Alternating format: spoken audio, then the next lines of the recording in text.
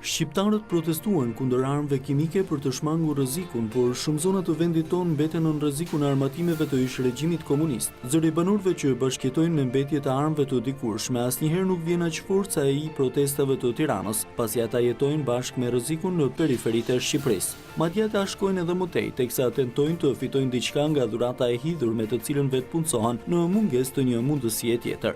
Një ndër këto zona mjaft të rrezikshme vijon të mbetet fusha e shkrirjes dhe demontimit pranër e partit ushtarak të Qafshtamës në komunën Komsi të rrethit Tomatit. Të vetëdijshëm apo jo, banorët atje në tentativë për të siguruar bukën e gojës gërmojnë në tokën e rrezikshme, ndërsa pamjet tregojnë qartë municionet e pademontuara që rrezikojnë të shpërthejnë. Fëmijë, gra e banorë të tjerë rrezikojnë jetën për vetëm 500 lekë që mund të fitojnë, ndërsa shteti hesht përballë rrezikut tashmë të paralajmëruar.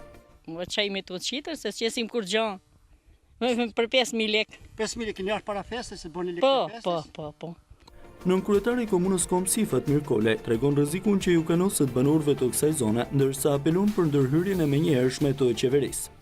Ky vend që quhet fusha e shkrirjes, për arsye sepse aty është bërë demontimi i predhave të ushtrisë, nuk është prej 20 vitesh, po aty ka filluar qysh në vitin 50.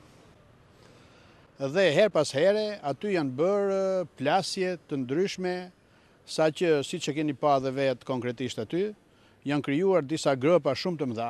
Dhe ky rrezik konkretisht u paraqit në vitin 2008, kur njerëzit duke mbledh skrap aty, fatkeqësisht, domethënë gjeti vdekjen një djalë 17 vjeçar.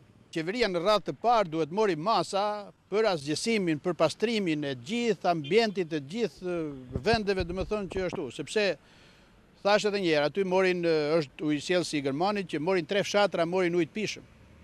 Në këtë zonë mendohet të jenë me 10 tonë mbetje, të cilat vijojnë të pademontuara në thellësitë e tokës, që gërmohet çdo ditë nga banorët si një mundësi për fitime përmes rrezikut.